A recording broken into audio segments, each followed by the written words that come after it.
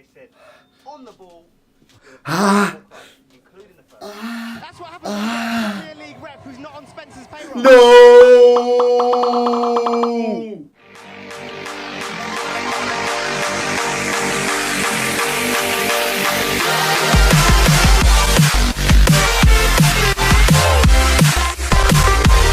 Today, we're going to be finding out where it all went wrong for Jeremy Swazman Lynch.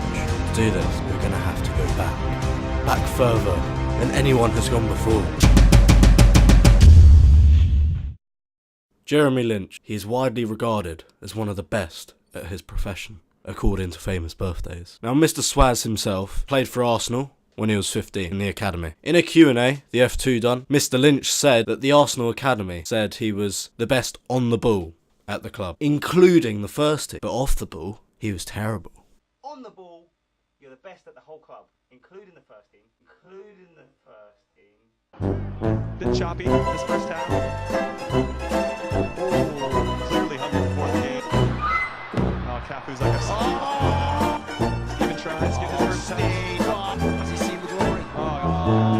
Now, Jezza is 30. He was 15 at the time, so 15 years ago, 2003 to 2004, that's the season. That's the Arsenal Invincible. You got the likes of Omri. All the answers. Thierry Henry. All turns and shoots. Bergkamp. It's Bergkamp. That's magnificent. Vieira.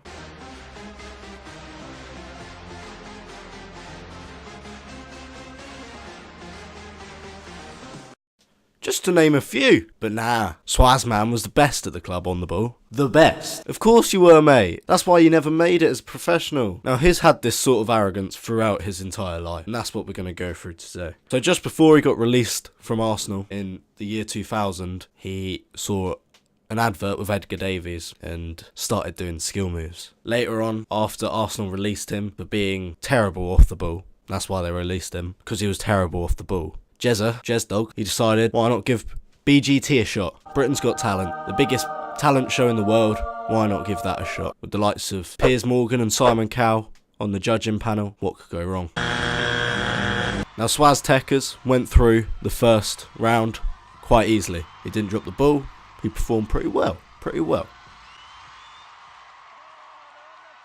You also get to see a bit of his personality in his audition as well, because when Amanda asks, how do you think you can make this entertainment and not sport?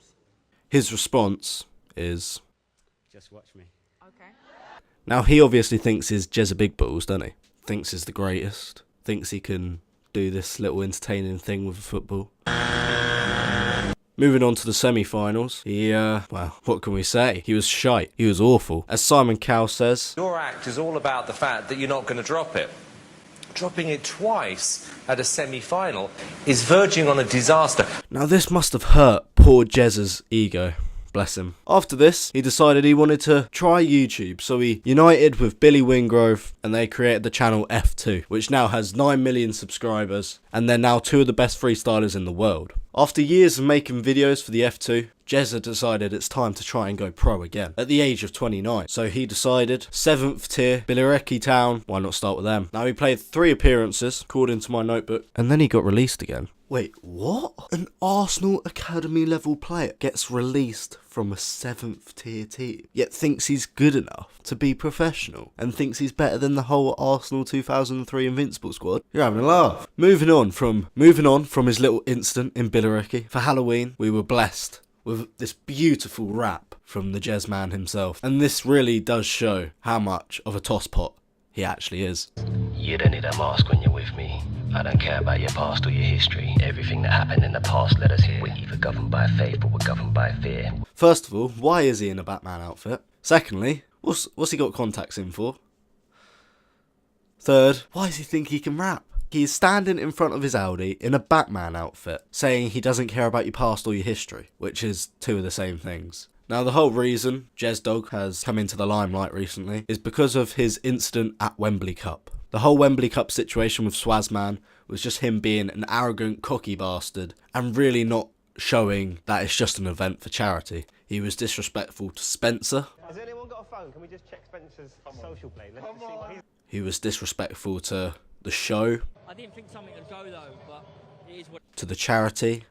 He had Callum Best on his team. I mean, that's enough for anyone to walk out the door. The reason he's getting so much hate is because the way he dealt with the Wembley Cup was just damn right disrespectful. And he was acting like he was a professional footballer or athlete, but really he just made himself look like a YouTuber, which is what he is, like I'm Alex said. Stephen Tries made a diss track on him. I used to wear your tee, but all of the bangers are not 13. True. I used to like the F2, but stop saying swag. You're nearly 40. When Stephen Tries makes a diss track on the F2, you know it's not going to be serious, it's just going to be take the piss. Well, Swazman took this seriously, and he decided in the match he would 2-foot Stephen Tries.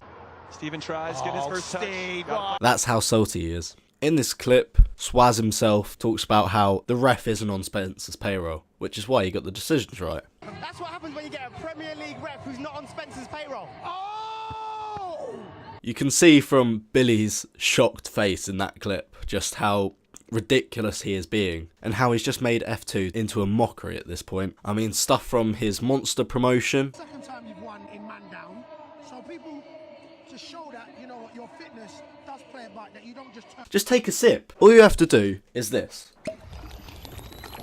That's all he had to do. After the Wembley Cup, once F2 had won, he just sort of showed everyone who he really is. He calls Rebel the second best team on YouTube, implying he's the first, and hashtag who are the actual team aren't nowhere near as good. Even though it was 30-minute matches, whoever scores first is pretty much going to win. It was a really bad format. I think Spencer can learn from this. I think the Wembley Cup just needs to be dealt with better. He showed no decency whatsoever towards the charity or the event itself. He just needs to be put down a level and put in his place. That's all I have to say.